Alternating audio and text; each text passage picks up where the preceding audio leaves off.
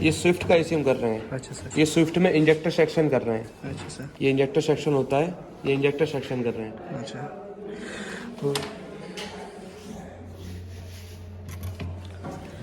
अब चलते हैं हम सेकंड स्टूडेंट की तरफ चलते हैं। ये महिंद्रा है, ये Hyundai एसेंट का एसी हम कर रहे हैं। दूसरा हमारा जो ECM आता है, ECM में अभी मान लीजिए कि ये अपना इन्होंने दुकान खोला, गैराज खोला, वर्कशॉप खोला।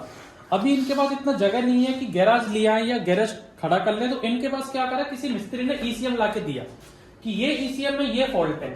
अब जब तक गाड़ी इनके पास नहीं है तो सिर्फ ये ECM आया। अब ECM इन्होंने सिर्फ चेक कर लिया, खोल के सब कुछ सही है, लेकिन फिर अपना जो किट है उस पर प्रोग्रामिंग कर रहे हैं। वापस से नया स्वागत बाबू ऑटोमोबाइल का ट्रेनिंग में। ये सब वीडियो आपने देख रखे हैं जो कार मैकेनिक की ट्रेनिंग है। ये एरिया हमारा लिफ्ट लग रही है, गाड़ियां हैं, टोयोटो इनोवा खड़ी है जिसपे अभी स्टूडेंट हमारे ट्रेनिंग कर रहे हैं। ये हमारे पीछे टोयोटो इनोवा है, एसेंट है, बाहर स्कॉर्पियो है, फॉर्च्यूनर है, जिप्सी है, डिजायर है। तो या तो आप इन चीज़ों को देख चुके हैं। अब मैं आपको दिखाता हूँ कि हमारी जो ECM ट्रेनिंग जो रहता है, मैंने आपको बताया कि जो ECM ट्रेनिंग है जिसमें ECM हार्डवेयर रहता है, इसमें ECM का हार्डवेयर, BCM का hardware, EPS module, cluster meter, ये चारों हार्डवेयर प्लस इनकी प्रोग्रामिंग, जो भी टूल्स आते हैं, KT200 है, K-टैग है, कैस है, 67-in-1 है, तरह तरह के स्कैनिंग प्रोग्रामिंग टूल्स, वो सब की ट्रेनिंग होती है। तो ECM हार्डवेयर, सॉफ्टवेयर, प्रोग्रामिंग, उनका ट्रेनिंग बताने वाला हूँ, ट्रक का भी और कार का भी। इसके अलावा वायरिंग के लिए कौन कौन सी गाड़ियां, जैसे मैंने बताया ये सब गाड़ियां बाहर खड़ी हैं, जैसे हुंडई है, इनोवा है, स्कॉर्पियो है, एक गाड़ी हमारी और आ गई चलिए, तो ये सब गाड़ियां हैं, स्कॉर्पियो है, आपका फॉर्च्यूनर है, डिजायर है। तो अभी मैं आपको इलेक्ट्रिक वायरिंग वाले फ्लोर पे भी लेके चलूंगा, वायरिंग कैसे हो रही है। उससे पहले एक्चुअल में ECM की ट्रेनिंग कैसे हो रही है, ट्रक ECM, कार ECM और प्रोग्रामिंग, वो आपको दिखाता हूँ। आइए, हाँ आइए सर।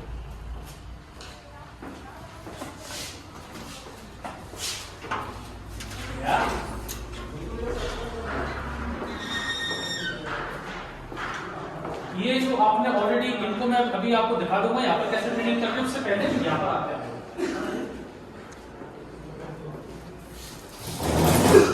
ECM की ट्रेनिंग होती है हार्डवेयर की, उस तरफ जो आपने देखा। अब ECM हार्डवेयर पे जो स्टूडेंट लगते हैं, ECM कर रहे हैं, BCM कर रहे हैं, EPS कर रहे हैं, मॉड्यूल कर रहे हैं, वो हार्डवेयर तो वहां कर लिया, लेकिन सॉफ्टवेयर सबसे बड़ा पार्ट है। सबसे पहली चीज, अलग अलग कंप्यूटर सिस्टम है सब लोगों के लिए, ऐसा नहीं कि एक कंप्यूटर उस पर सब टाइम पास कर रहे हैं, सबके लिए अलग अलग सिस्टम्स लगे हुए हैं। वो अपना जो K-टैग है उस पर प्रोग्रामिंग कर रहे हैं। सबसे पहले इसको पहले आप स्कैन कर। दूसरा हमारा जो ECM आता है, ECM में अभी मान लीजिए कि ये अपना इन्होंने दुकान खोला, गैराज खोला, वर्कशॉप खोला। अभी इनके पास इतना जगह नहीं है कि गैराज लिया है या गैराज खड़ा कर ले, तो इनके पास क्या करा, किसी मिस्त्री ने ECM ला के दिया कि ये ECM में ये फॉल्ट है। अब जब तक गाड़ी इनके पास नहीं है तो सिर्फ ये ECM आया। अब ECM इन्होंने सिर्फ चेक कर लिया, खोल के सब कुछ सही है, लेकिन फिर भी कम्युनिकेशन नहीं हो रहा। कम्युनिकेशन के लिए इमोबिलाइजर वो लगा रहना चाहिए, तभी ट्रांसपोंडर काम करेगा। इमोबिलाइजर में आपका एंटीना है और चाबी में आपका ट्रांसपोंडर है। ट्रांसपोंडर आईडी जनरेट करनी पड़ेगी, उसके लिए VVDI टूल है। ट्रांसपोंडर जनरेट कर लिया तो उससे आपने कोडिंग, इसकी की कोडिंग कर दी इमोबिलाइजर से, ट्रांसपोंडर से, लेकिन फिर भी कम्युनिकेशन नहीं हो रहा। उसका कम्युनिकेशन कर दिया, ECM का कर दिया, लेकिन इससे आपने जो मीटर है, मीटर में आपकी इंजन चेक लाइट आ रही है। तो सॉल्यूशन क्या है, जब भी कोई मैकेनिक आपके पास सेटअप लेके आता है विदाउट कार के, बहुत सारे मैकेनिक क्या करेंगे कि गाड़ी में कोई कस्टमर आया, उसको खर्चा बता दिया, भाई साहब 10,000 रुपए लगेंगे।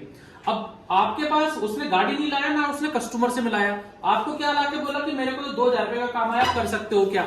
हम सोचते चलो ठीक है, बैठ बैठे जो मिल रहा है। तो क्रीम किसने खाली, गाड़ी जो लेके बैठा है उसने से 2 वोल्ट खोल के ECM को निकाल के लिया है।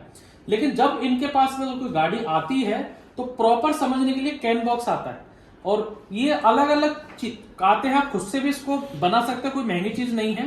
पहले कैन बॉक्स 1 आया था, कैन बॉक्स 2 आया, और हर कंपनी का अलग अलग टूल है। तो यहाँ पर हम किसी टूल को प्रमोट नहीं कर रहे कि आप ये लीजिए, आप कोई भी टूल आप ले सकते हैं, लेकिन ये on table read and right या स्कैनिंग के लिए कैन बॉक्स हम लोग यूज करते हैं, कैन बॉक्स 2। इसमें क्या है, आपके पास केबल्स, जब आप इसको परचेस करेंगे, दो ऑप्शन आपके पास आते हैं कौन कौन सी गाड़ी की केबल्स आपको लेनी है। यूनिवर्सल भी आता है और अटैच्ड भी आती है। यूनिवर्सल में क्या है कि जो नए लोग हैं वो इसको भूल जाएंगे पिन कहाँ लगानी है, ग्राउंड कौन सी है, प्लस कौन सी है। अगर 12 वोल्टेज का जो सप्लाई हम लोगों ने इसको दिया है, ईसीएम को सप्लाई देंगे, प्लस माइनस चला गया तो उसमें शॉर्ट सर्किट हो सकता है। इसलिए हमेशा कपलर का यूज करें, कपलर टू कपलर। कपलर से हम लोगों ने ईसीएम को अटैच किया है। इस जो ये जो कपलर है, इससे हम लोगों ने जो इमोबिलाइजर है इसको अटैच किया है इसी कपलर से। इसके बाद जो हमारा मीटर है इसको हम लोगों ने अटैच किया है। अब इस ईसीएम को हम लोग कम्युनिकेशन अपने स्कैनिंग टूल से कर सकते हैं बिना गाड़ी को हाथ लगाए।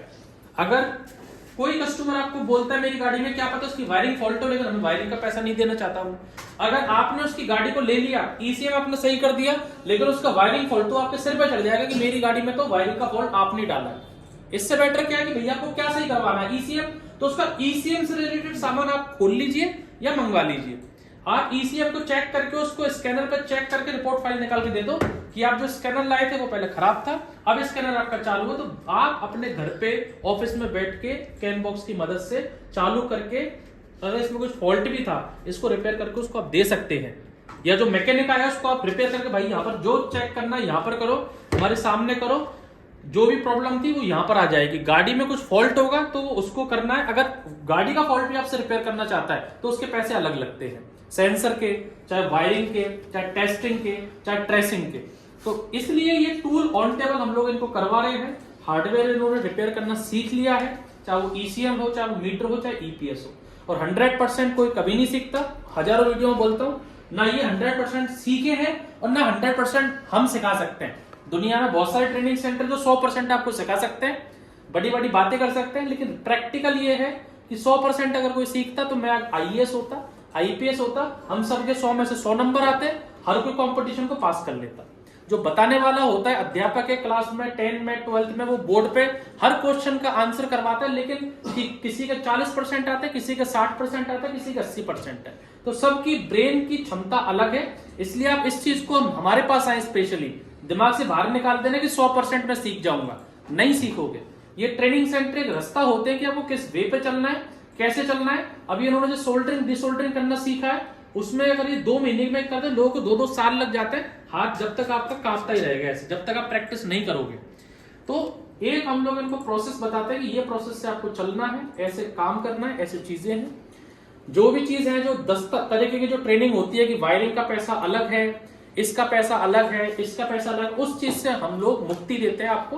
अब यहाँ पर जब आप आते हैं तो ECM hardware, wiring, sensor, scanning, चाबी बनाना, रिमोट बनाना, ऑल इन वन कोर्स है। इनको डिस्टर्ब मैंने बहुत कर लिए, अब इनको अंतोष सर को वापस देते हैं, हैंड ओवर टू अंतोष सर। तो ये जो हमारा लैब है, ये हमारे प्रोग्रामिंग सॉफ्टवेयर का टूल है। आप हार्डवेयर के अलावा यहाँ पर आते हैं, कंप्यूटर आपको देता है, कंप्यूटर पे भी आप प्रोग्रामिंग करना सीखे। जैसे वो भाई अपना अलग सेपरेट कर रहा है, उसको थोड़ा दिखा दीजिए सर, कौन सा टूल यूज कर रहा है वो दिखा दीजिए। ठीक है,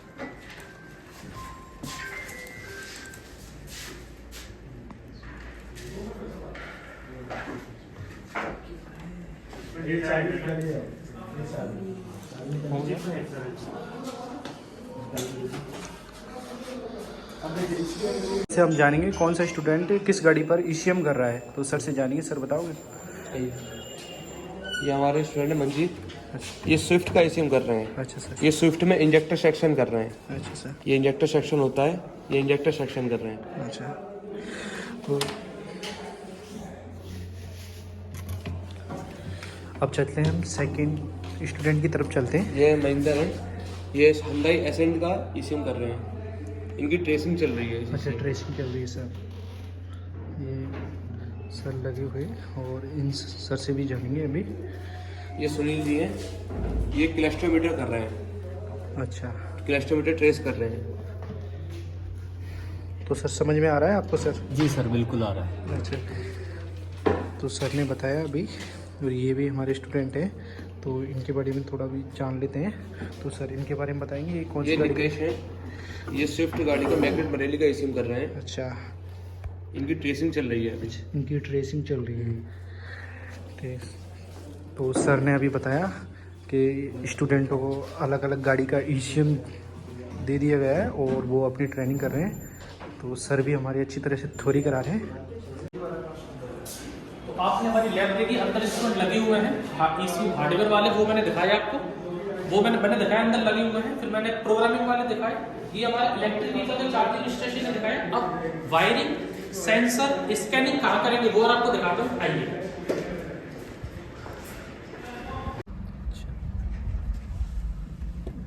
ये लीजिए एनालाइजर की रजिस्ट्रेशन।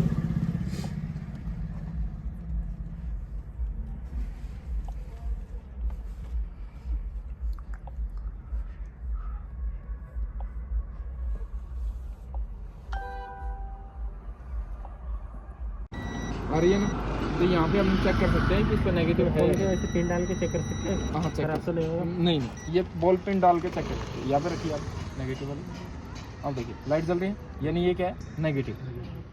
ठीक है, अब इसमें बचती है 2 वायर। इन 2 वायरों में चेक करते हैं। ओके सर, सेंटरों की चाबी आपके पास है? इसको चेक किया, कितनी वोल्टेज है, 12 वोल्टेज। ये 12 वोल्टेज में चलने वाला सेंसर है। ठीक है, ये 12 वोल्टेज चाबी से आती है। ठीक है, डायरेक्ट है। ठीक है, डायरेक्ट नहीं होती तो इस पर लाइट नहीं जलती। ये हो गया, इसके अंदर क्या है, रेफरेंस जो 12 वोल्ट का है, पावर डायरेक्ट बैटरी। वो दोनों को 12 वोल्ट चाहिए, दोनों सेंसर। हाँ, नहीं, उसको टेम्परेचर को तो चाहिए ही नहीं 12 वोल्टेज। अच्छा, वो बिना उसके चल, वो तो बिना, बस उसको तो ग्राउंड चाहिए एक चलने के लिए। तो मैं अगले वाली पिन पे चेक करता हूँ। यहाँ पे चेक किया, क्या है, 0। कंटिन्यूटी पे लगाते हैं।